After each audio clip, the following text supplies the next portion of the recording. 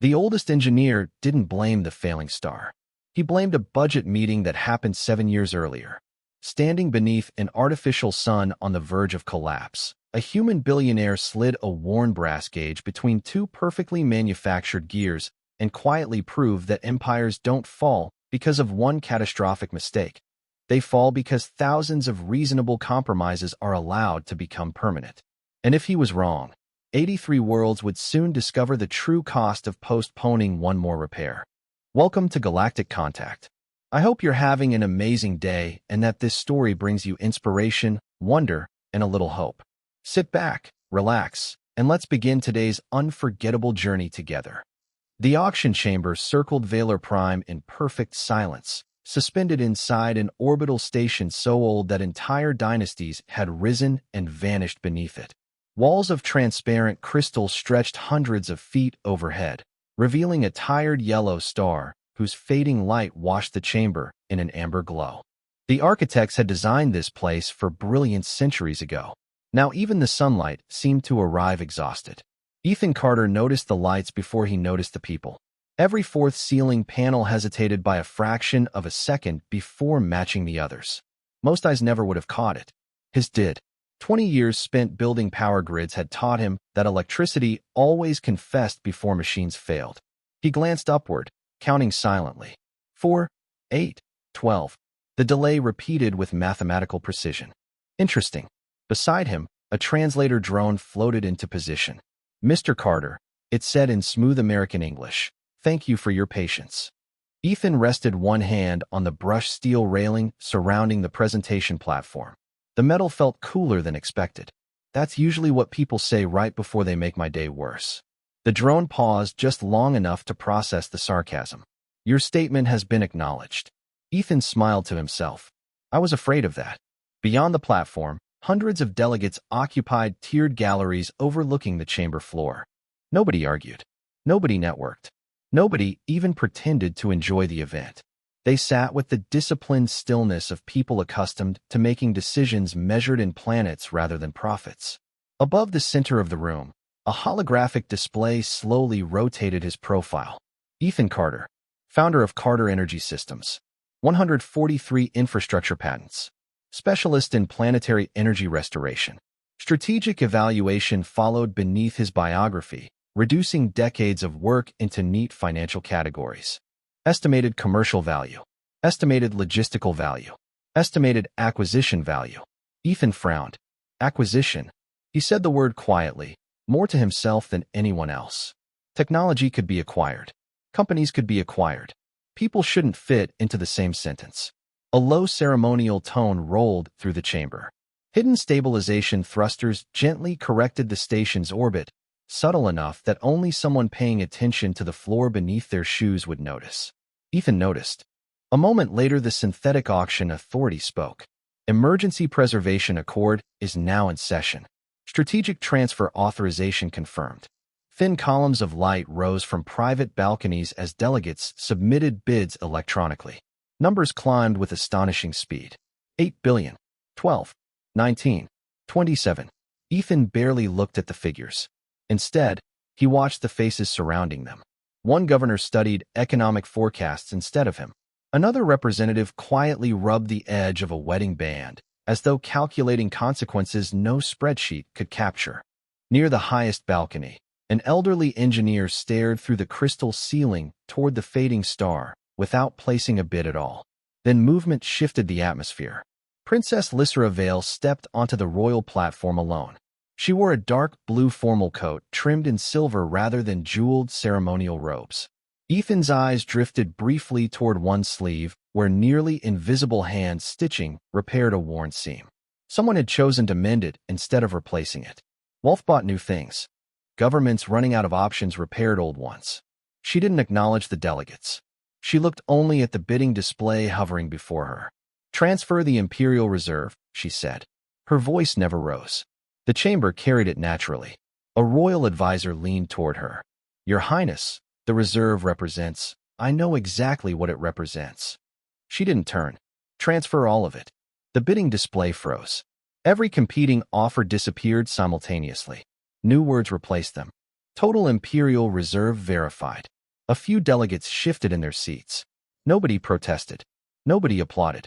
The only sound came from the ventilation system, and that faint electrical hesitation overhead. Again, every fourth light lagged behind the rest.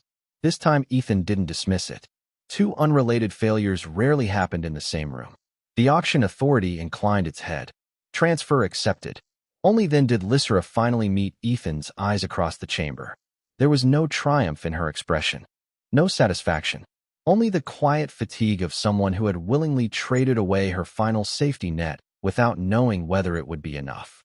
Ethan folded his arms loosely and held her gaze. "Ma'am," he called, his Texas accent carrying cleanly through the silent hall. "Either your accountants are about to quit." He glanced once more toward the flickering ceiling before looking back at the princess. "Or everyone in this room has gotten used to ignoring the same warning signs." The shuttle waiting beyond the auction chamber carried no royal insignia across its polished hull. Ethan noticed that before he stepped aboard. Governments usually loved displaying authority. This one seemed more interested in conserving paint.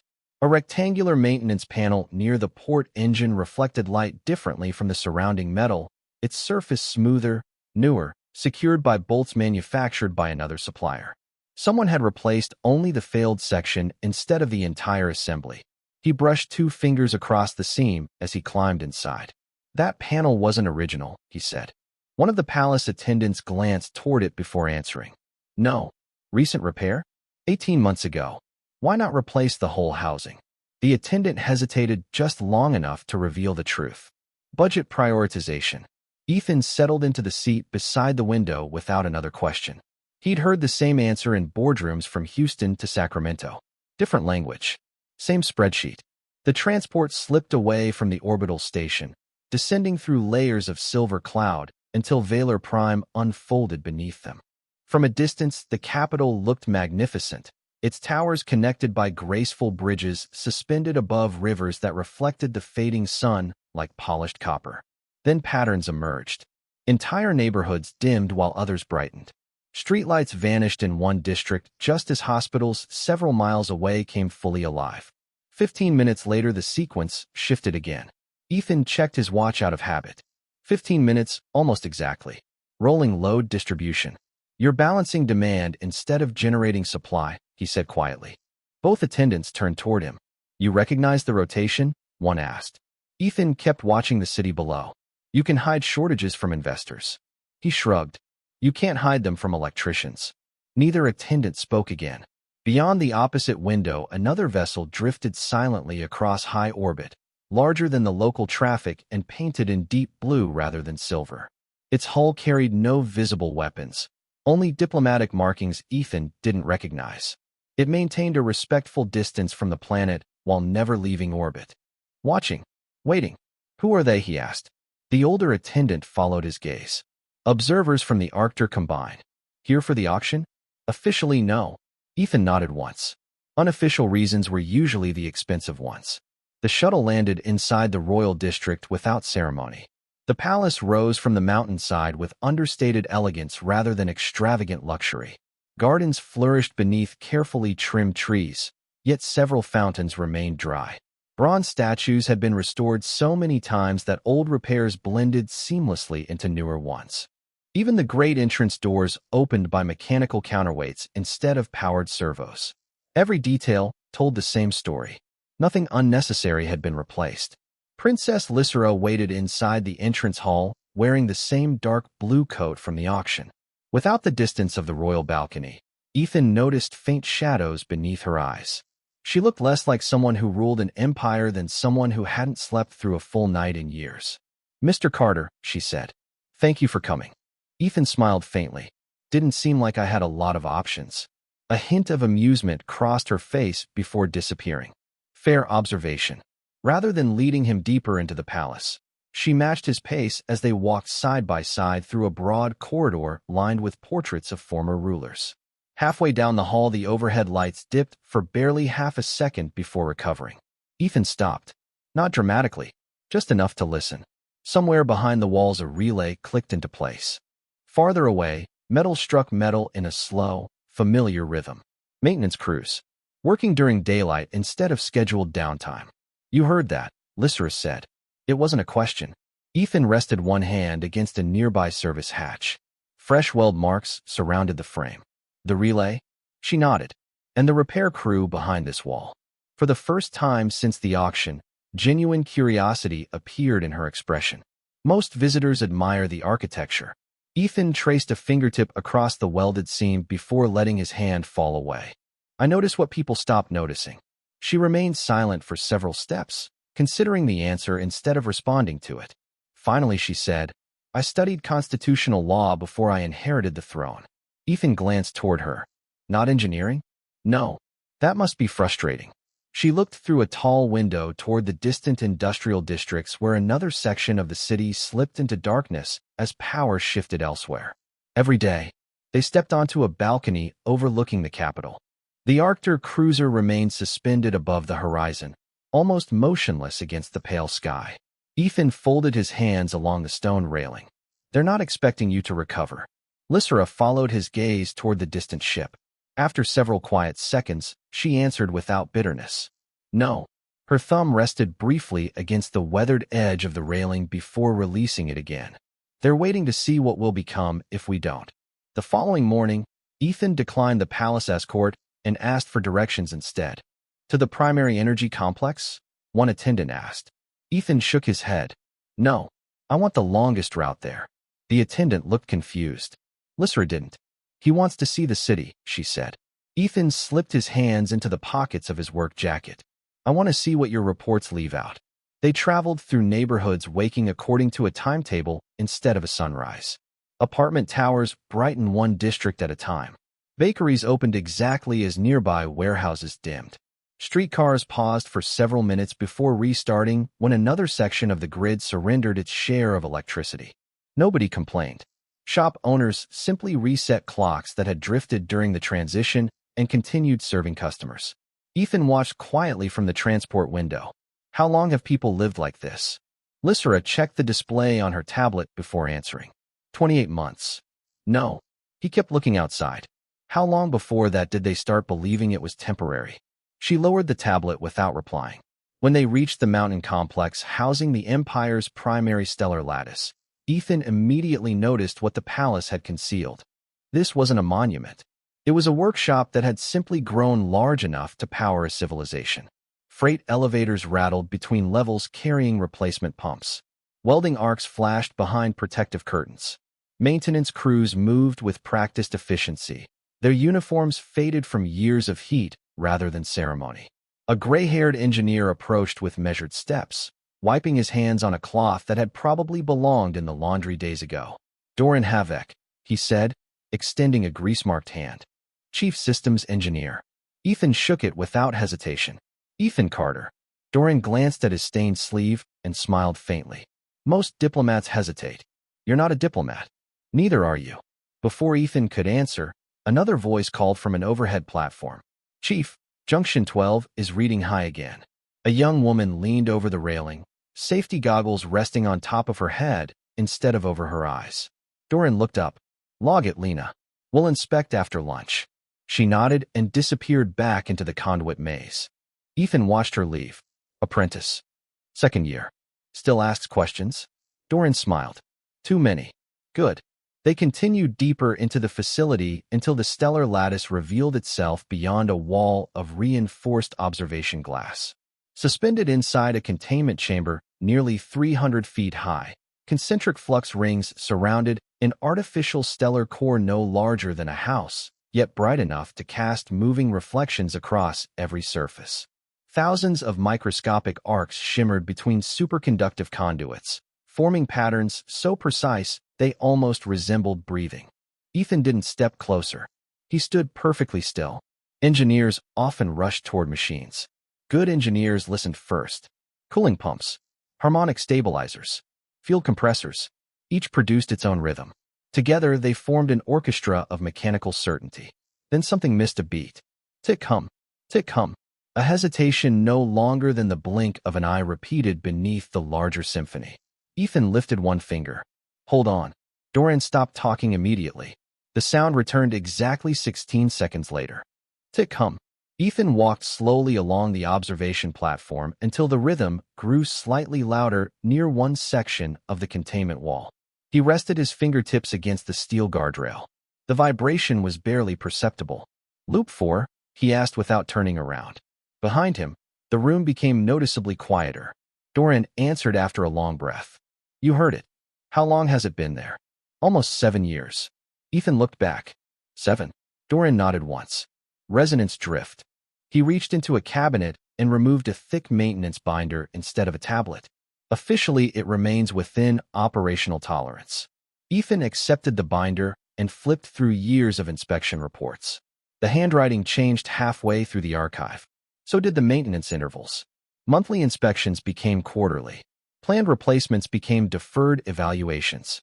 One phrase appeared over and over again beside Loop 4. Budget reconstruction program. Temporary variance approved. Ethan stopped turning pages. Who approved this? Doran didn't answer immediately. Before he could, a broad-shouldered mechanic carrying a heavy pipe wrench approached from the adjacent platform. His faded name patch read Miguel. "Depends which year you're asking about," Miguel said. The signatures changed.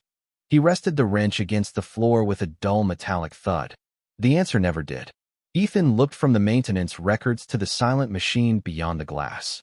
"Let me guess." He tapped the repeated notation with one finger. "We'll fix it next budget." Miguel gave a tired smile that carried no humor. "Around here." He glanced toward the distant shimmer surrounding Loop 4. Temporary decisions have a bad habit of becoming permanent equipment. The council chamber overlooked the capital from nearly 1,000 feet above the valley floor. Through the sweeping crystal wall, Ethan could see the city breathing in measured intervals. One district brightened, another dimmed. Freight elevators paused until power returned. Traffic signals shifted into backup cycles before quietly recovering. From this height, the Empire's energy shortage looked almost graceful. Up close, he knew it was exhausting thousands of people every single day.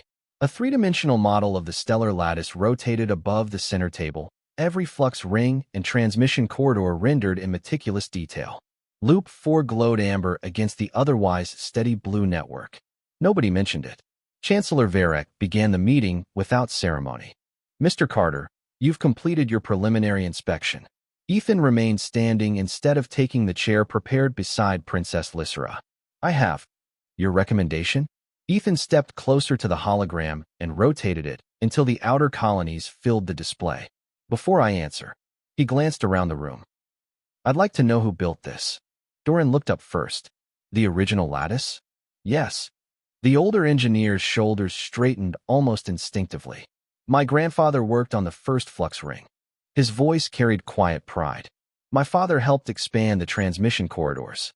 He smiled faintly. "I finished the fourth harmonic stabilizer 31 years ago." Ethan nodded once. "It's extraordinary work." Several council members exchanged surprised glances. They had expected criticism. Instead, Ethan continued studying the hologram with genuine admiration. Whoever designed this understood efficiency better than most engineers ever will. Doran relaxed slightly. Ethan reached toward the projection and highlighted the transmission routes extending from the central lattice to 83 inhabited worlds. "The problem isn't the design." His finger traced the glowing network. "The problem is that you're asking one heart to pump blood through an entire galaxy." Minister Celine adjusted the reading glasses resting on the bridge of her nose. Thick budget folders lay neatly stacked in front of her, every page marked with handwritten notes instead of digital annotations. Distributed generation has been studied repeatedly. Ethan looked toward her. Why wasn't it built? She didn't answer immediately. Instead, she slid a weathered binder across the polished table. Budget reconstruction program. Ethan recognized the title before opening it. The same phrase had appeared throughout the maintenance records beside Loop 4. Temporary expenditure suspension. Deferred infrastructure expansion. Component life extension. Different wording. Same decision. Revenue collapsed after the third expansion recession, Celine explained. "We postponed construction to preserve essential services." Admiral Soren folded his hands across the table. "Border defense required additional funding." Varek added quietly. Each administration believed the next would finish the project. Ethan turned another page. Then another. 7 years of temporary measures. 7 years of signatures from different governments making nearly identical decisions. No corruption, no conspiracy, just reasonable people trying to survive difficult years. He closed the binder gently. Temporary is the most expensive word in infrastructure. No one interrupted. He activated another layer of the hologram and placed 4 small blue nodes around the outer colonies. Neighborhood lattices. Several council members leaned forward. Ethan enlarged one of the new nodes. Think of each one as an independent microgrid. If the primary stellar lattice stumbles, a district can sustain itself for 72 hours without waiting for the capital. Dorian studied the projection carefully. We've discussed local generation before. Generation isn't enough. Ethan linked the nodes with thin, silver lines. They need to think independently too. Celine looked down at her calculations. Building this network will cost more than repairing Loop 4. It will. Ethan nodded. Repairing Loop 4 only buys time. The room grew still, though not because anyone lacked an argument. They were doing mathematics instead of politics now. Lysera had remained silent throughout the discussion, listening as every perspective settled into place. Finally, she stepped beside the hologram.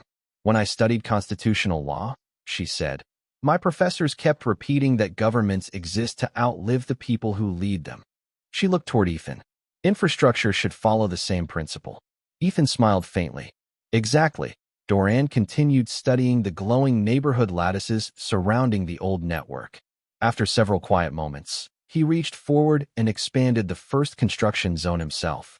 If we begin here, he said, pointing toward District 8, the existing substations can support the first 72-hour microgrid. Ethan looked at him with quiet approval. Now we're designing the future instead of negotiating with the past. District 8 smelled different from the palace. Instead of polished stone and flowering gardens, the morning air carried warm transformer oil, fresh bread drifting from a corner bakery, and the sharp metallic scent that always followed welding sparks. Ethan preferred it immediately. Places that actually kept civilizations running rarely looked impressive. They looked busy. The temporary construction office occupied what had once been a neighborhood bus terminal. Handwritten work schedules covered one wall. Boxes of replacement relays filled another. Someone had pushed 2 coffee makers together because neither one could keep up with the maintenance crews starting before sunrise. Ethan poured himself a cup without asking permission. Good coffee, Miguel called from across the room while tightening the handle on his old pipe wrench. Ethan took one sip and shrugged. It's hot. Miguel laughed. That's usually enough. Lena walked in carrying a stack of inspection binders almost as tall as her shoulders. Morning. She dropped the binders onto the table with a soft thud. 3 more substations reported harmonic drift overnight. Omar, the lead welder, looked up from a cracked junction housing resting on his workbench. Thick gray streaks crossed his beard, and a welding hood hung from one shoulder. Drift or bad measurements? Lena flipped open the first binder. I checked twice. Omar nodded. Then we'll check a third time. Ethan smiled quietly. I like this crew. Miguel looked over. Because we argue? Because nobody argues with the machine. 20 minutes later, they stood inside the District 8 substation where electricians disconnected aging feeder lines one circuit at a time. Ethan knelt beside an underground service vault while Lena read measurements aloud from a clipboard. Omar inspected weld seams with a flashlight rather than trusting the automated scanner. Miguel rested one hand against the steel housing surrounding the old distribution manifold. Hear that? Ethan closed his eyes. The transformer emitted a low, even hum. Nothing unusual. Then a faint vibration traveled through the casing whenever demand shifted from one neighborhood to another. Loose mounting bracket, Ethan said. Miguel grinned. That's what I figured. Lena looked surprised. You could hear that? Ethan shook his head. No. He tapped the housing gently with one knuckle. I felt it. Omar set down his flashlight. Metal usually tells the truth before instruments do. Ethan looked toward him. Where'd you learn that? Omar shrugged. 30 years of welding things people promised they'd replace next year. Nobody laughed. They didn't need to. Around noon, the work paused for lunch. Workers gathered beneath the shade of an aging transformer where folding tables had been assembled from old shipping pallets. Everyone carried simple metal lunch tins except Lysera, whose arrival coincided with a palace courier carrying an elegant insulated case embossed with the royal crest. The courier opened it carefully. Fresh fruit, roasted vegetables, warm bread. Ethan glanced toward Miguel's lunch. Vegetable stew and coarse grain. Without hesitation, Lysera closed the royal container and handed it back. Would you mind taking this to the pediatric ward instead? The courier blinked. Your Highness, this was prepared for you. I know. She smiled politely. The children will appreciate it more. After the courier left, Miguel slid his own lunch tin toward her. Only warning I've got. He lifted the lid. It could use some salt. Ethan reached into the chest pocket of his work jacket and found 2 paper packets from a roadside diner outside Amarillo that had somehow survived interstellar travel. Guess Texas finally contributed something useful. The table broke into quiet laughter. Miguel opened one packet, sprinkled only a little into his stew, then passed it to Lena. She used even less before sliding it to Omar. Around the table, nobody emptied the packet. Everyone left enough for the next person without thinking about it. Lysera watched the tiny ritual in silence. No rules required it. No supervisor enforced it. People simply trusted that taking only what they needed meant someone else wouldn't go without. After lunch, Ethan walked toward the new construction markers outlining the first neighborhood lattice. Lena caught up beside him carrying a rolled blueprint. Can I ask you something? Sure. When this project's finished. She looked toward the workers already measuring foundations for the first microgrid. Does that mean we stop fixing old equipment? Ethan accepted the blueprint and unrolled it across the hood of a service truck. No. He handed her a pencil. It means we finally stop choosing between tomorrow and today. Good systems don't replace maintenance. He pointed toward the first blue construction line. They make room for it. The Arctur delegation arrived 2 days later without music, escorts, or ceremonial banners. 3 diplomatic shuttles settled onto the western landing field with the quiet precision of people who expected to be invited eventually. Ethan watched them from the construction site in District 8, where Lena and Omar were lowering the first superconductive conduit into a freshly poured trench. Miguel tightened the final anchor bolt on a transformer frame before straightening his back. They're early, he muttered. Ethan brushed concrete dust from his gloves. No. He glanced toward the distant landing field. They're right on time. By noon, the Imperial Council chamber had filled once again. Engineering models had disappeared from the central display, replaced by trade routes, agricultural forecasts, shipping projections, and diplomatic traffic. The numbers told a different story now. Food reserves had stabilized. Industrial output had climbed 3%. Emergency power consumption had dropped for the first time in almost 3 years. Progress existed. It simply wasn't fast enough for everyone. Chancellor Varek welcomed the Arctur ambassador with measured courtesy. The envoy, Ambassador Sarek, wore a dark blue diplomatic uniform devoid of medals or ornamentation. He placed a thin crystal data slate onto the table before sitting down. Our proposal has been simplified, he said. Minister Celine activated the document. Emergency reactor modules, medical shipments, agricultural support, credit guarantees. Ethan skimmed the terms until his eyes reached the final condition. Termination of all foreign strategic advisory appointments established under the Emergency Preservation Accord. He looked up. You don't object to the infrastructure. Sarek met his gaze calmly. Infrastructure can be replicated. Engineers. Influence cannot. Nobody raised their voice. Nobody needed to. The room had shifted from engineering to philosophy. Admiral Soren folded his hands together. The combined beliefs dependence creates instability. Sarek inclined his head. History supports that conclusion. Ethan couldn't argue with the history. He had seen corporations collapse after becoming dependent on one supplier. Governments weren't much different. He leaned back slightly. Then maybe they're asking the wrong question. Several heads turned toward him. Ethan continued. You're worried this empire depends on one human. He shook his head. I'm trying to make sure it doesn't. Silence never settled over the room. Instead, papers stopped moving. Pens stopped writing. Even the climate system seemed louder for a moment. Celine closed the proposal folder with deliberate care. If we reject this agreement, she said, our financial recovery will take longer. Probably, Ethan admitted. Construction costs will increase. Yes. Political pressure will grow. Definitely. She rested both hands on the closed folder. Then why should we refuse? Ethan looked toward the city beyond the crystal wall. In the distance, cranes continued assembling the first neighborhood lattice exactly as scheduled. Miguel's crew hadn't stopped working because diplomats had arrived. They probably hadn't even noticed. When I was 26, Ethan said, my first company almost went bankrupt. Nobody interrupted. One investor offered enough money to solve everything. He smiled faintly. All I had to do was cancel our apprenticeship program. Admiral Soren frowned. What did you do? I said no. Ethan shrugged. The apprentices weren't costing us money. He looked around the chamber. They were teaching us how not to need outside experts forever. Lysra finally spoke.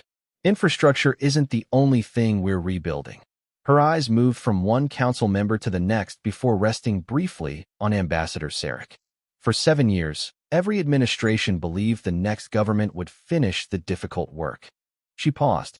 We're finished passing that responsibility forward. Minister Celine remained quiet for several long seconds. Unlike the others, she didn't appear convinced. She opened her ledger again, recalculated projected deficits, and slowly exhaled through her nose.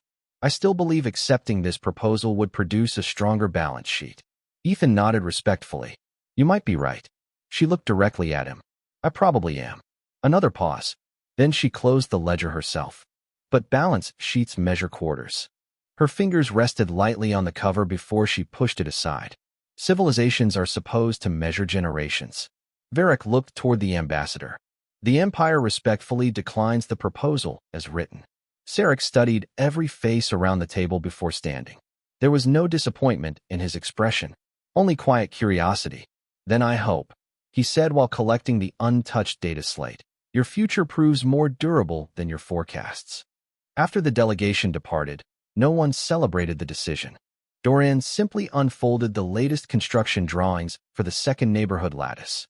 Celine reached for next year's infrastructure budget instead of this quarter's emergency accounts. Outside, another section of District 8 remained brightly lit through the afternoon, not because the crisis had ended, but because people had finally begun making decisions they expected to outlive themselves. The first indication wasn't an alarm. It was absence. Ethan stood inside the temporary planning office reviewing conduit schedules with Lena when the familiar 16-second vibration failed to arrive. He stopped writing. The pencil remained suspended above the blueprint.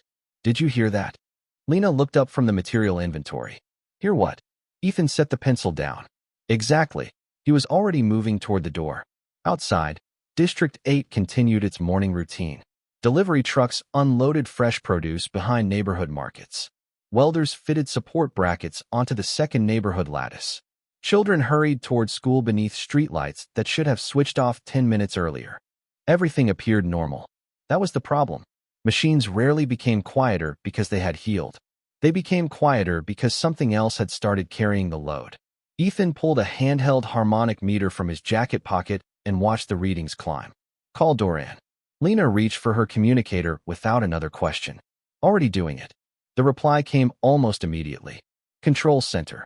Dorian's voice sounded steady, though Ethan noticed the faint background noise of people moving much faster than usual. Loop 4? Ethan asked. No. A brief pause. Everything connected to Loop 4. Ethan closed his eyes for half a second. That answer was worse. The transport reached the stellar lattice in 8 minutes. No one spoke during the flight. There wasn't anything left to explain. Every engineer on board had read the same maintenance records. Every one of them knew the chain of decisions stretching back 7 years. Deferred inspections. Deferred replacement. Deferred construction. Deferred responsibility. None of those choices had failed today. They had simply arrived together. The operations floor remained remarkably calm. Screens updated continuously. Teams rotated between consoles with practiced discipline. Nobody wasted energy pretending this emergency had appeared out of nowhere. Dorian met Ethan beside the central projection. Containment is stable. Ethan studied the harmonic graph. The main lattice still held, but the oscillation pattern had changed. Instead of a single drift around Loop 4, tiny fluctuations now appeared across neighboring sectors, like cracks spreading through old glass. Load transfer, Ethan said. Dorian nodded. Loop 4 stopped compensating 23 minutes ago. The surrounding rings picked up the difference. Lena stepped beside them carrying fresh telemetry printouts. District 8 is still receiving stable power. Ethan glanced toward the numbers. Because the neighborhood lattice is carrying part of its own demand. Dorian followed his eyes to the construction map. The first microgrid hadn't solved the crisis. It had slowed it. 43 minutes appeared in the corner of the operations display. Not a countdown programmed by dramatic software. A projection generated from thermal expansion rates, harmonic drift, and structural tolerance. Ethan appreciated the honesty. Physics didn't negotiate. Omar arrived from the fabrication workshop carrying a compact tool case already packed with alignment gauges and precision instruments. He placed it beside Ethan without saying a word. Miguel followed a moment later, setting his old pipe wrench against the wall. "You won't need this," he said. Ethan looked at the worn handle polished smooth by 3 generations of mechanics. "No." Miguel smiled faintly. "Didn't think so." He reached into the pocket of his work shirt and produced another object instead. A small brass inspection mirror with scratches around the edge. "You'll probably need this." Ethan accepted it carefully. "Your grandfather's?" Miguel nodded once. "He worked this chamber before my father did." Ethan slipped the mirror into his tool pouch beside his father's feeler gauge. Different families. Same habit. Keep the tools that tell the truth. Lysera entered the operations floor moments later, still wearing the Navy work coat dusted with concrete from the District 8 construction site. She studied the projection for several seconds before asking, "What does the machine need?" Ethan looked at her, then back toward the glowing model of the stellar lattice. It was the first time she hadn't asked whether the Empire could be saved. She was asking about the work itself. "Time," he answered. "We don't have enough." Dorian pointed toward the balancing chamber buried beneath the primary containment rings. Manual realignment can still stabilize the harmonic offset. Omar quietly opened the tool case. Lena checked the communication link one final time. Miguel rested a hand on Ethan's shoulder for only a moment before stepping back toward the operations crew. Nobody offered a speech. Nobody called him a hero. They simply returned to their stations because every person in the room already understood the same thing. For 7 years, the Empire had postponed one difficult repair after another. The bill had finally come due. The only question left was whether they had learned enough to stop writing the next one. The maintenance lift descended without music, without warning tones, without urgency. Steel cables hummed softly above Ethan's head as level numbers counted downward one at a time. Beside him rested Omar's tool case, Miguel's inspection mirror, and the worn brass feeler gauge his father had handed him more than 20 years earlier beside a weathered substation outside Amarillo. 3 generations. 3 different worlds. The same profession. The elevator stopped with a quiet mechanical click. Heat met him first. Not dangerous heat. Working heat. The kind that settled into steel after carrying impossible loads for far too long. Ethan stepped onto the graded platform and waited. He didn't open the tool case. He didn't remove the inspection panel. He simply stood still. Coolant pumps surged somewhere beyond the walls. Flux rings rotated with the low, steady rhythm of magnetic fields holding an artificial star in place. Hydraulic actuators cycled in perfect sequence. Hidden beneath all of it came the sound he had been following since the day he arrived. Not the 16-second hesitation anymore. That rhythm was gone. In its place remained a faint metallic scrape repeating whenever the harmonic field shifted between neighboring support rings. Smaller, sharper, more honest. "There you are," he said quietly. He removed the inspection cover one bolt at a time, arranging each fastener in a straight line across the platform rather than dropping them into a tray. Old habits existed because someone had once paid dearly for ignoring them. Inside the balancing assembly, polished gears turned smoothly beneath a thin layer of synthetic lubricant. Nothing looked broken. Nothing looked loose. Everything appeared exactly as engineering drawings promised it should. Ethan reached into his pocket and unfolded Miguel's inspection mirror instead of his flashlight. Reflected light entered the housing from an angle no overhead lamp could reach. A narrow shadow appeared beneath one gear hub for less than a second during each rotation. He smiled faintly. Blueprints lied. Through the communication link, Lena's voice reached him from the control room. "Did you find the damaged bearing?" "No." Ethan kept watching the reflection instead of the machine itself. "I found 2 perfect bearings pretending to be one assembly." Silence followed for only a heartbeat. Dorian understood first. Accumulated tolerance. Ethan nodded, even though no one below could see him. 3 suppliers built replacement components 7 years ago. He slipped the brass feeler gauge between the rotating surfaces. It stopped exactly where his father had taught him to expect it would. Every manufacturer stayed inside specification. He checked the measurement again. Together they drifted outside the original design. Above him, the control room remained remarkably calm. Nobody rushed toward the displays. Lena quietly redirected cooling flow through the first neighborhood lattice. Omar recalculated fabrication dimensions for the replacement housing already being machined upstairs. Miguel reviewed maintenance schedules instead of emergency procedures. Lysra noticed the change. "No one's waiting," she said. Dorian adjusted his glasses before answering. "Because we're already building what comes next." Back inside the balancing chamber, Ethan loosened the retaining collar by less than a quarter turn. One adjustment, then another. He measured after every movement instead of trusting instinct. The harmonic graph overhead responded almost reluctantly. A fraction of a percent. Then another. Coolant pressure steadied. Flux synchronization improved.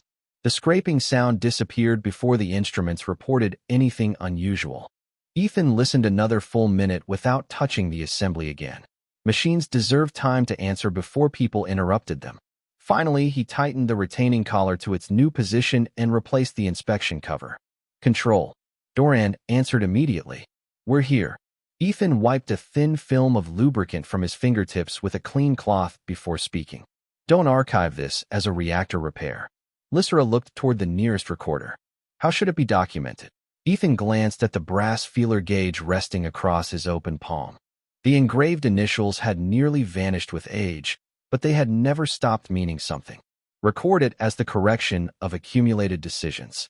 No one spoke after that. There wasn't anything left to explain. The harmonic graph settled into a smooth, unwavering line. Upstairs, construction crews continued assembling the second neighborhood lattice without slowing their work. The machine had finally stopped asking for help. The people, at last, had started listening. 3 weeks later, the second neighborhood lattice synchronized with the primary stellar lattice without interrupting power to a single district. Engineers watched the harmonic display for almost 10 minutes before anyone said a word. Every graph remained steady. Every phase offset stayed inside tolerance. No emergency compensations activated. No hidden vibration returned. Dorian finally uncapped his pen, signed the commissioning report, and slid it across the desk to Lena. "Your project now," he said. She stared at the signature for a moment before carefully adding her own beneath it. "I thought you'd want to keep this one." Dorian smiled as he closed the binder. "That's exactly why I shouldn't." Across the room, Omar adjusted the final welding schedule for the third neighborhood lattice, while Miguel quietly removed another stack of deferred maintenance requests from an old filing cabinet. He spread the yellowing papers across a workbench before feeding them one page at a time into the archive scanner. Ethan wandered over and picked up the top sheet. "Replace balancing manifold." Deferred. "Replace thermal supports." Deferred. "Upgrade local distribution relays." Deferred. 7 years of perfectly reasonable decisions waiting for someone else. He handed the page back to Miguel. "Don't delete the originals." Miguel looked puzzled. "Why keep them?" Ethan glanced around the workshop where apprentices now worked beside veterans instead of waiting for instructions from them. "Because memory is cheaper than repeating the lesson." That afternoon, the Imperial Council gathered beneath the same crystal ceiling where Ethan had first been introduced as a strategic acquisition. The room looked unchanged until someone noticed the city beyond the windows. No districts faded into darkness anymore. Hospitals no longer waited for scheduled transfers. Freight lines moved continuously across the valley. Even the fountains outside the palace had begun flowing again, not because they mattered most, but because they no longer competed with emergency power reserves. Chancellor Varek rose from his chair carrying a single document instead of the usual stack. "The Arctur Combine has submitted a revised agreement." Ambassador Sarek appeared on the communication display from orbit. "No conditions," he said. "Our government requests an exchange of engineers, apprentices, and maintenance standards." Ethan smiled faintly. "No strategic oversight." Sarek shook his head. "Stable neighbors are more valuable than dependent ones." Nobody celebrated. Celine simply wrote one note in the margin of her ledger before closing it for the final time. Ethan noticed the title of the new budget resting beneath it. Life Cycle Maintenance Allocation. Guaranteed. Multi-generational. He looked toward her. You changed the policy. Celine adjusted her glasses before answering. No. She rested one hand on the cover. We changed the habit. Lysra stepped forward carrying one last folder. She placed it on the table without opening it. Your acquisition record, she said. Ethan looked at the seal for a moment. I assume this isn't another contract. No. She opened it herself. Inside rested a single page stamped across the center with one word. Void. Beneath it sat a second document establishing a permanent apprenticeship exchange between Earth and Valor, signed not by royalty, but by engineers, educators, and labor representatives from both worlds. Ethan laughed softly. That's a much better use of paper. As evening settled across the capital, he declined the formal banquet and walked alone toward District 8. The sidewalks were busy with people leaving work at ordinary hours instead of rushing home before another blackout. Bakery windows glowed warmly beneath steady lights. Mechanics closed repair shops because the day was over, not because electricity had become too valuable to waste. Ethan passed the small substation where the first neighborhood lattice had been commissioned. Lena stood with a group of apprentices explaining harmonic balancing to students who hadn't yet learned enough to realize how difficult the work really was. She never noticed him. He kept walking. On the fourth floor of a brick apartment building overlooking the neighborhood, a father knelt beside a small bicycle turned upside down across the kitchen floor. One training wheel wobbled every time he spun it. His daughter stood nearby reaching toward the wall switch almost absent-mindedly. She flipped it. Warm light filled the room without hesitation. She didn't stop to admire it. She simply sat at the kitchen table, opened her homework, and began writing while her father tightened the last bolt on the bicycle, checked the wheel one more time, and nodded to himself. Outside, evening settled gently over a city that no longer organized its life around the fear of darkness. Ethan never looked up at the apartment window. Lysra never saw it either. They didn't need to. The greatest measure of their work wasn't that an empire remembered their names. It was that, little by little, ordinary people no longer needed to. Thank you so much for staying with us until the very end of this journey. We'd love to hear your thoughts, so let us know your favorite moment or message from today's story in the comments below. If you enjoyed this adventure, please subscribe to Galactic Contact and join us for more unforgettable HFY stories where humanity shines in the most unexpected corners of the galaxy. Until next time, take care and have a wonderful day.